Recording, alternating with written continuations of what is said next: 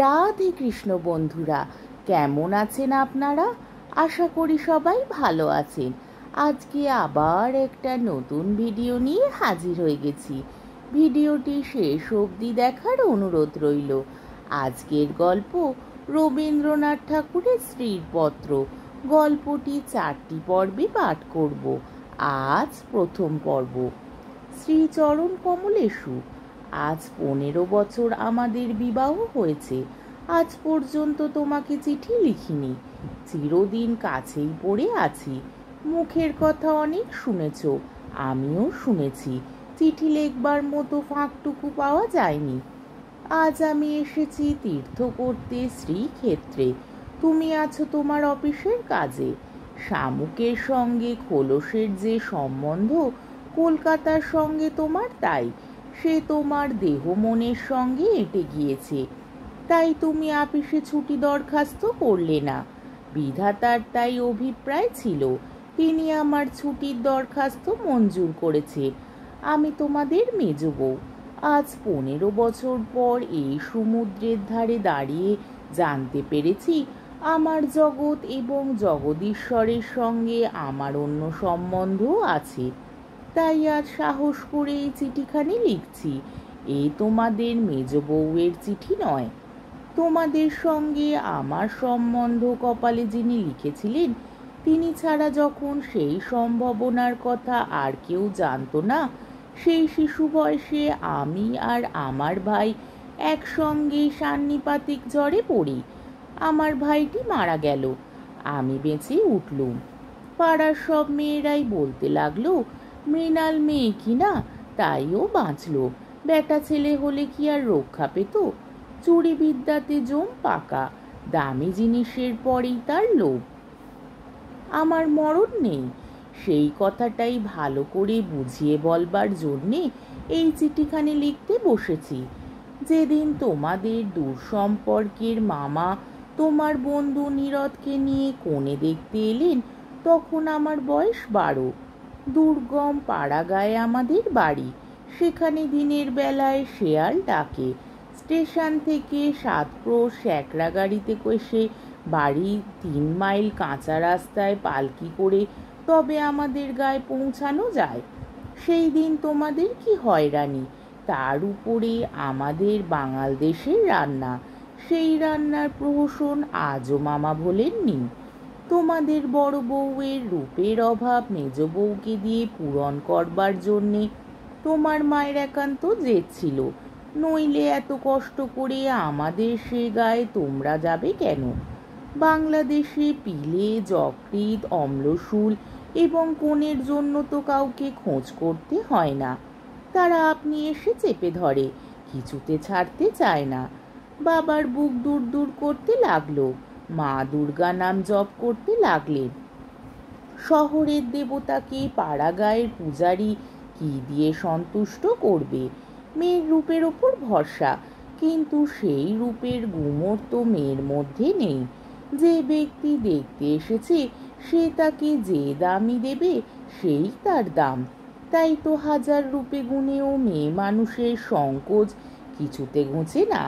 সমস্ত বাড়ির, এমনকি সমস্ত পাড়ার এই আতঙ্ক আমার বুকের মধ্যে পাথরের মতো চেপে বসল। সেই দিনকার আকাশের যত আলো এবং জগতের সকল শক্তি যেন 12 বছরের একটি পাড়া গিয়ে মেয়েকে 2 জন পরীক্ষকের 2 জোড়া চোখের সামনে শক্ত করে তুলে ধরবার জন্যে পেয়াদাগিরি করছিল। আমার কোথাও লুকোবার জায়গা ছিল না। সমস্ত আকাশকে কাঁদিয়ে দিয়ে বাঁশি বাজতে লাগলো। তোমাদের বাড়িতে এসে উঠলুম। আমার খুদগুলি সবিস্তারে খতিয়ে দেখেও গিন্নির দল সকলে স্বীকার করলেন, মোটের উপর আমি সুন্দরী বটে। সে কথা শুনে আমার বড় জায়ের মুখ গম্ভীর হয়ে গেল। কিন্তু আমার রূপের দরকার কি ছিল তাই ভাবি। রূপ জিনিসটাকে যদি কোনো সেকেলে পণ্ডিত গঙ্গা মৃত্তিকা দিয়ে গড়তেন, তাহলে ওর আদর থাকতো। কিন্তু ওটা যে কেবল বিধাতা নিজের আনন্দে গড়েছেন, তাই তোমাদের ধর্মের সংসারে ওর দাম নেই। আমার যে রূপ আছে সে কথা ভুলতে তোমার বেশি দিন লাগেনি, কিন্তু আমার যে বুদ্ধি আছে সেটা তোমাদের পদে পদে স্মরণ করতে হয়েছে। ওই বুদ্ধিটা আমার এতই স্বাভাবিক যে তোমাদের ঘরকন্যার মধ্যে এতকাল কাটিয়েও আজও সে টিকে আছে। মা আমার এই বুদ্ধিটার জন্যে ভীষণ উদ্বিগ্ন ছিলেন। মেয়ে মানুষের পক্ষে এ এক বালাই, যাকে বাধা মেনে চলতে হবে। সে যদি বুদ্ধিকে মেনে চলতে চায় তবে ঠোকর খেয়ে খেয়ে তার কপাল ভাঙবেই।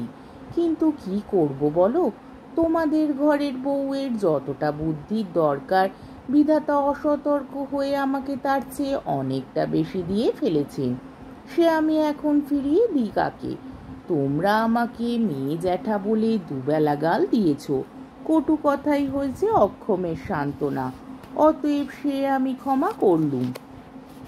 আমার একটা জিনিস তোমাদের ঘরকন্যার বাইরে ছিল, সেটা কেউ তোমরা জানোনি। আমি লুকিয়ে কবিতা লিখতুম। সে ছাইপাশ যাই হোক না, সেখানে তোমাদের অন্দরমহলের পাঁচিল ওঠেনি। সেইখানে আমার মুক্তি, সেইখানে আমি আমি। আমার মধ্যে যা কিছু তোমাদের মেজ বউকে ছাড়িয়ে রয়েছে সে তোমরা পছন্দ করনি, চিনতেও পারোনি। আমি যে কবি সেই 15 বছরেও তোমাদের কাছে ধরা পড়েনি। তোমাদের ঘরের প্রথম স্মৃতির মধ্যে সবচেয়ে যেটা আমার মনে জাগছে সে তোমাদের গোয়াল ঘর। অন্দরমহলের সিঁড়িতে উঠবার ঠিক পাশের ঘরেই তোমাদের গরু থাকে। সামনের উঠোনটুকু ছাড়া তাদের আর নড়বার জায়গা নেই। সেই উঠোনের কোণে তাদের জাবনা দেবার কাঠের গামলা। সকালে বেহারার নানা কাজ। উপবাসী গরুগুলো ততক্ষণ সেই গামলার ধারগুলো চেটে চেটে চিবিয়ে চিবিয়ে খাবলা করে দিত। আমার প্রাণ কাঁদত। আমি পাড়া গাঁয়ের মেয়ে।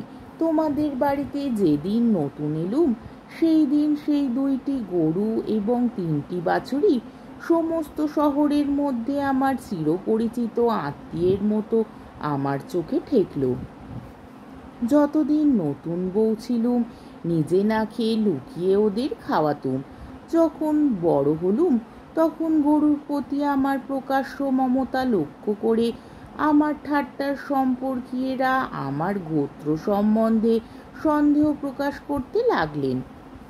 আমার মেয়েটি জন্ম নিয়েই মারা গেল। আমাকেও সে সঙ্গে যাবার সময় ডাক দিয়েছিল। সে যদি বেঁচে থাকতো তাহলে সেই আমার জীবনে যা কিছু বড়, যা কিছু সত্য সমস্ত এনে দিত। তখন মেজ বউ থেকে একেবারে মা হয়ে বসতু। মা যে এক সংসারের মধ্যে থেকেও বিশ্ব সংসারের। মা হবার দুঃখটুকু পেলুম, কিন্তু মা হবার মুক্তিটুকু পেলুম না। মনে আছে ইংরেজ ডাক্তার এসে আমাদের অন্দর দেখে আশ্চর্য হয়েছিল এবং আতুর ঘর দেখে বিরক্ত হয়ে বকাবকি করেছিল। সদরে তোমাদের একটুখানি বাগান আছে, ঘরে সাজসজ্জা আসবাবের অভাব নেই, আর অন্দরটা যেন পশমের কাজের উল্টো পিঠ। সেদিকে কোনো লজ্জা নেই, স্ত্রী নেই, শয্যা নেই। সেদিকে আলো মিট মিট করে জ্বলে, হাওয়া চোরের মতো প্রবেশ করে। উঠোনের আবর্জনা নড়তে চায় না। দেয়ালের এবং মেঝের সমস্ত কলঙ্ক অক্ষয় হয়ে বিরাজ করে। কিন্তু ডাক্তার একটু ভুল করেছিল। সে ভেবেছিল এটা বুঝি আমাদের অহোরাত্র দুঃখ দেয়। ঠিক উল্টো, অনাদর জিনিসটাই ছাইয়ের মতো। সে ছাই আগুনকে হয়তো ভিতরে ভিতরে জমিয়ে রাখে, কিন্তু বাইরে থেকে তার তাপটাকে বুঝতে দেয় না। আত্মসম্মান যখন কমে যায় তখন অনাদরকে তো অন্যায্য বলে মনে হয় না, সেই জন্য তার বেদনা নেই।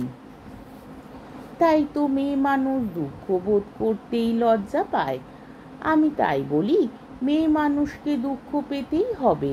এইটে যদি তোমাদের ব্যবস্থা হয় তাহলে যতদূর সম্ভব তাকে অনাদরে রেখে দেওয়াই ভালো। আদরের দুঃখের ব্যথাটা কেবল বেড়ে ওঠে। যেমন করেই রাখো, দুঃখ যে আছে এ কথা মনে করবার কথাও কোনোদিন মনে আসেনি। আতুর ঘরে মরণ মাথার কাছে এসে দাঁড়ালো, মনে ভয়ই হলো না। জীবন আমাদের কি বা যে মরণকে ভয় করতে হবে? আদরে যত্নে যাদের প্রাণের বাঁধন শক্ত করেছে মরতে তাদেরই বাঁধে। যেদিন যম যদি আমাকে ধরে টান দিত, তাহলে আলগা মাটি থেকে যেমন অতি সহজে ঘাসের চাপড়া উঠে আসে, সমস্ত শিকড় শুদ্ধ আমি তেমনই করে উঠে আসতুম। বাঙালির মেয়ে তো কথায় কথায় মরতে যায়, কিন্তু এমন মরায় বাহাদুরিটা কি?